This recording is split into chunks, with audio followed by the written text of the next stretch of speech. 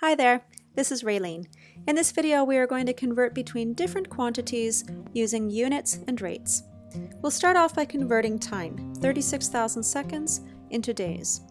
And we do it in stages. We first convert from seconds into minutes by multiplying by 1 in the form of 1 minute per 60 seconds. This doesn't change the value of our time, it just changes the form or the units we measure in. Our next step is to convert minutes into hours. Again, we multiply by 1 in the form of 1 hour per 60 minutes.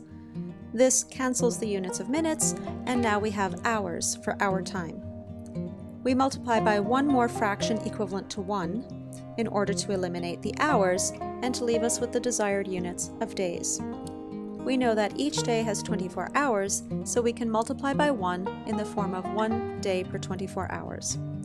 This converts our units from seconds to minutes, from minutes to hours, and from hours to days. The only thing we have to do is simplify all of our numerators and denominators, including the units.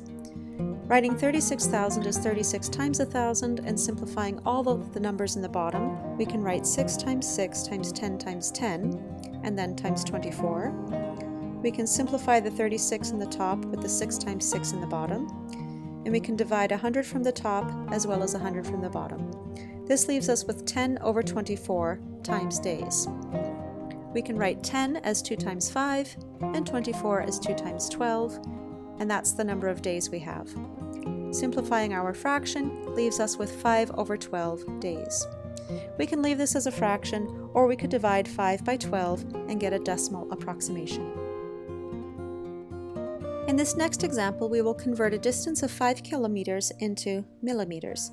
We do the same thing, multiplying 5 kilometers by 1 in the form of a fraction, and we use an intermediate unit of meters, which means that we have to multiply by a second fraction equal to 1 before we get to millimeters.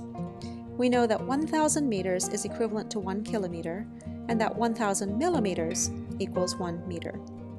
Simplifying our units gets rid of kilometers and meters and leaves us only with millimeters.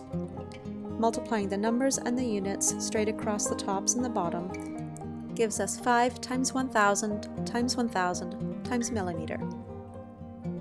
Multiplying this through gives us 5 times a million, or 5 million millimeters.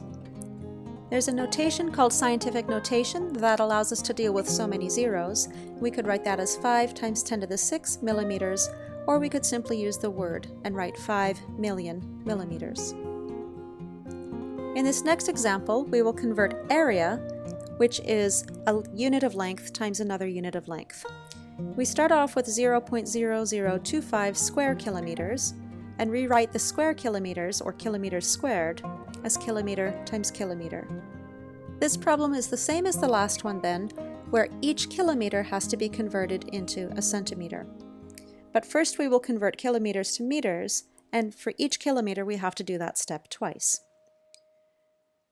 So now that we have 1,000 meters per 1 kilometer, we multiply that twice, and each red fraction is equal to 1. Now we convert each meter into centimeters. We put meters in the bottom, and then we put centimeters in the top.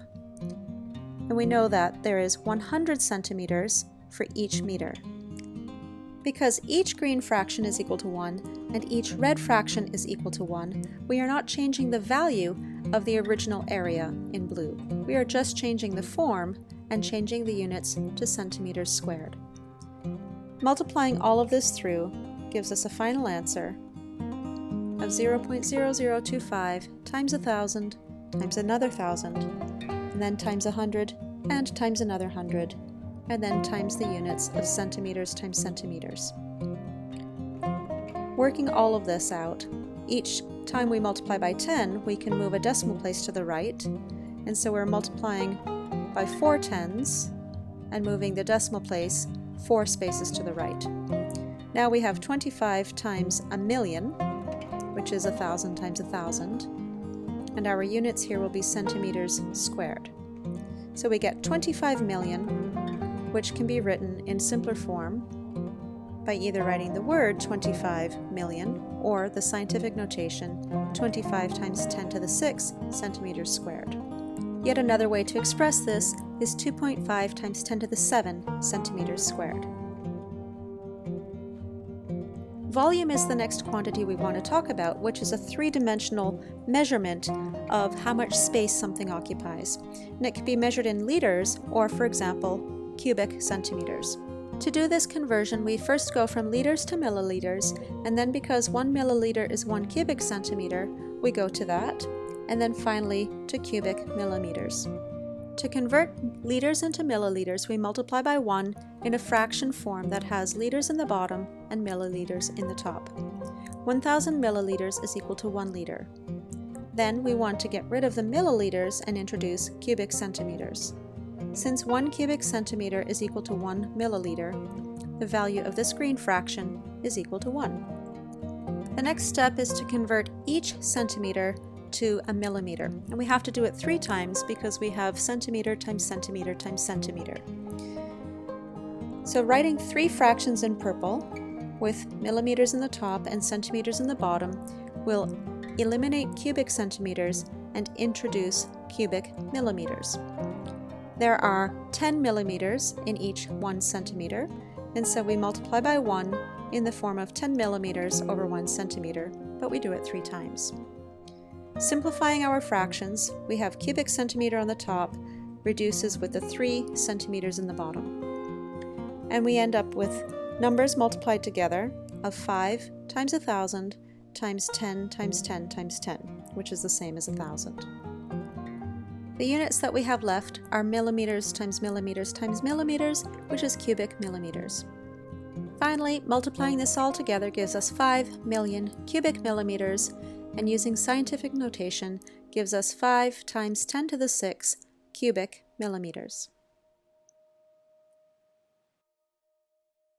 The next type of quantity we'll take a look at is energy. Energy is what makes molecules or particles or things move or heat up. And we have some units in the US system of calories, or in the metric system of either joules or kilowatt-hours, which means kilowatt times hours, to measure energy. In this example, we will convert 15,000 joules into calories. And we need a conversion factor that 1 calorie is equal to 4,184 joules. When we multiply this fraction, which is equal to 1, we can convert joules into calories. Now, it looks like we're just dividing 15,000 by 4,184, but that's not really accurate. Remember, we multiplied by 1 in the form of 1 calorie over 4,184 joules. If we do the division now of 15,000 divided by 4,184, we can get a decimal, which is an approximate answer. And it gives us about 3.6.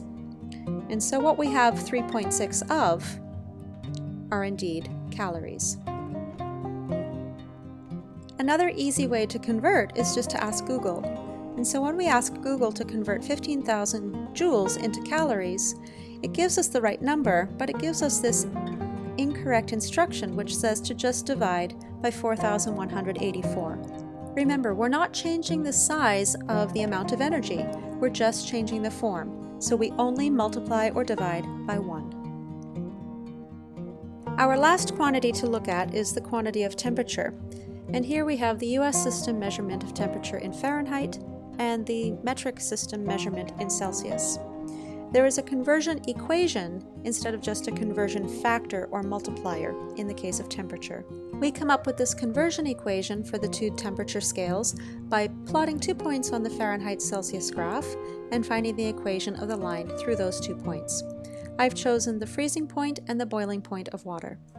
The equation of the line passing through these 2 points is then F for the Fahrenheit temperature equals 9/5 times the Celsius temperature plus 32. So now we want to convert 200 degrees Fahrenheit into Celsius. We replace F with 200 in the equation and we solve for C. If we take a look at our graph, we see that 100 degrees Celsius corresponds to 212 degrees Fahrenheit. And so 200 Fahrenheit should correspond from the graph to a point a little less than 100 degrees Celsius. So we'll keep that in mind when we're looking for our answer in Celsius. Back to the equation, we substitute 200 on the left-hand side for F. And then in order to solve for C, we first must subtract 32 from both sides of the equation. When we do this, we get 200 minus 32 is 168, and then we end up with 9/5 of c because the 32 minus 32 is 0. The next thing we need to do to solve for c is to divide by the 9/5. And if we do it to one side of the equation, we must divide the other side of the equation by 9/5 also. This keeps the equation balanced. It's a bit awkward to divide by a fraction, so instead I'm going to multiply by the reciprocal of 9/5. Therefore, I multiply by 5/9. This leaves me with c on the right-hand side, and I must multiply by 5/9 on the other side to keep the equation balanced. This gives me 5 times 168, all divided by 9, is equal to the Celsius temperature. Multiplying 5 times 168 and dividing by 9 gives me a decimal answer which I can approximate as 93.3 degrees Celsius. So we find out that 200 degrees Fahrenheit is equivalent on the Celsius scale to 93.3 degrees Celsius. Now let's just look back to the graph to see if our answer makes sense. We expected an answer less than 100 degrees Celsius. Our answer of 93.3 degrees is less, and so our answer makes sense. We've now looked at various types of quantities and their units, so we will start to divide one quantity by another to give us a rate. A rate is just a fraction, but it's really important to include the units in a rate, because then we can identify what we're talking about. The two quantities in a rate could be the same type, like both time, or they could be different quantities, such as distance and time. If both quantities are the same, we're looking at a unit conversion. We can consider converting from days to hours. If we have 3 days, we multiply by 1 in the form of 24 hours per 1 day. That blue rate is equal to 1. It's a unit conversion. It converts from the units of days to the units of hours. We see that a time of 3 days has been converted to a time of 72 hours by a unit conversion, which is equivalent to multiplying by 1. Let's now consider rates where the two quantities measure different kinds of things. In the first case, we'll consider that the first quantity is distance and the other is time. So if we have a 50 kilometer per hour rate, we know that we have 50 kilometers traveled in the time of 1 hour. This is not true in general, but for this particular situation, for this car, it is true. Now, a distance time rate has a special name, and it's called speed. But you can still think of speed as a distance time rate. In other words, we have distance divided by time. In this example, we ask how long does it take a car that travels at a rate of 70 kilometers per hour to travel 30 kilometers. We're asked to find the time. And what we are given is a distance of 30 kilometers. We want to convert that distance into a time using the rate that is specific to this car. That distance time rate, or speed that's given, is really a conversion factor from distance into time, or from time into distance. But here we are given distance to start and asked to convert or to work out the time it takes. So we know that 70 kilometers is equal to 1 hour. We want to convert our distance of 30 kilometers into time. We start with a distance of 30 kilometers and we multiply by a conversion factor that is specific or unique or true for this car that gets rid of kilometers and introduces hours. We know that 1 hour for this car is equivalent to 70 kilometers. And when we simplify this, we get rid of the kilometers and we are left with 30 over 70, or 3/7 of an hour.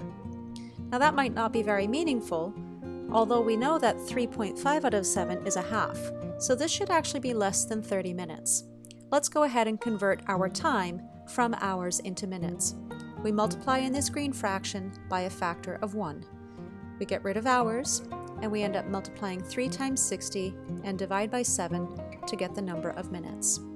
So 180 divided by 7 gives us approximately 25.7 minutes, which is indeed less than the half an hour that we thought it would take in time.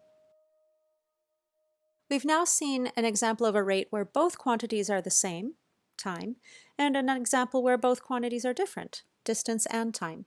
Let's take another look at an example with different quantities in the rate. The metric units for energy and time are joules and seconds, and so the energy time rate is measured in joules per second. This is such an important unit that it has been renamed the watt, and its symbol is W. For example, a 100-watt light bulb means that the light bulb burns or consumes 100 joules of energy every 1 second. The energy time rate has been given a special name. That name is power. You can think of power as the speed, or rate, of using up or consuming energy with respect to time. Look at two examples. In A, how much energy is required to light a 100-watt light bulb for 30 minutes? Here we want to find out the energy given the time and the rate.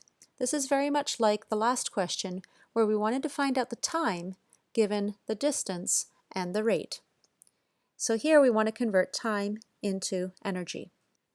So we start off with our time value of 30 minutes and we multiply by our conversion factor from time to energy.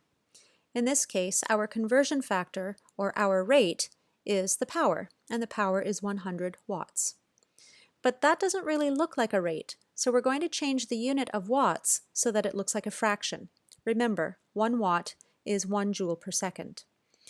But now we don't have the same time units in the top and the bottom of the fraction. Minutes and seconds can't cancel. So we need to convert minutes into seconds. We know that 60 seconds is equal to 1 minute, and the value of that green fraction is equal to 1. This cancels the minutes, and it cancels the seconds, and it leaves us with a unit of joules, which is a unit of energy. So we have taken our time in minutes and converted to our energy in joules. All we need to do is multiply through the numbers. 30 times 60 is 1,800, times another 100 gives me 180,000 joules. Now in part B, we want to explain the quantity of 1 kilowatt-hour in terms of joules and seconds. This is really just saying to convert 1 kilowatt-hour into joules and seconds. The meaning of a kilowatt-hour is 1 kilowatt times 1 hour. Hyphen between kilowatt and hour tells us that we have multiplied 1 kilowatt and hour. Now we need to introduce the units of watts and joules and seconds. So we convert kilowatts into watts, and we convert hours into seconds. If we need to, we can convert hours to minutes and then minutes to seconds. But each of these conversion factors will be equal to 1 because we are not changing quantities, we are just changing the form or the units they are expressed in. So now we see that we have 3,600,000 watt seconds, or watts times seconds. If we recall that 1 watt is 1 joule per second, then we can multiply through and get rid of the seconds, and we are left with 3.6 million joules. So 1 kilowatt hour is actually an amount of energy equal to 3.6 megajoules. The last kind of rate that we will talk about is actually a bunch of rates that refer to how compact or concentrated one quantity is relative to another. Density is one example. The density of water is a mass volume rate. It gives us a sense of how many particles occupy an amount of space. This is very similar to a population density when we talk about how many people occupy a given area on the ground, let's say.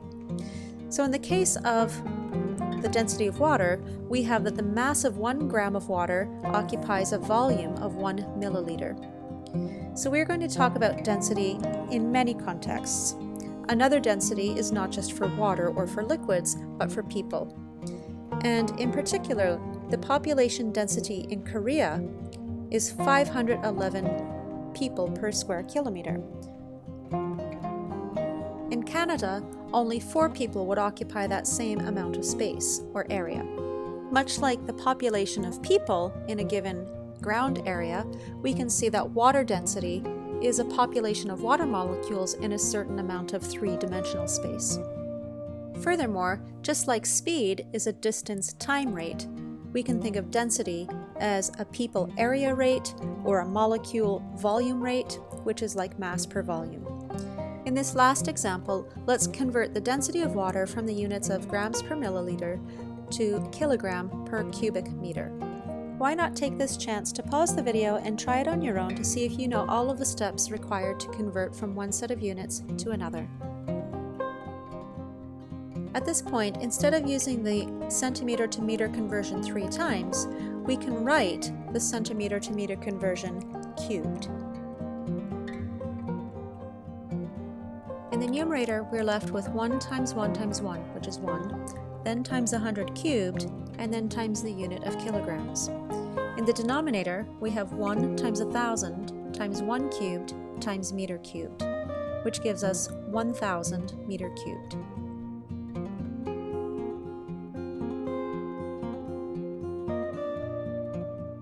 Simplifying this fraction gives us 1,000 kilogram per meter cube as the equivalent density of water to 1 gram per milliliter. These examples should give you lots of strategies for working with constant rates, changing from one set of units to another, and generally multiplying by 1 in the form of. Thanks for checking out the video. See you soon.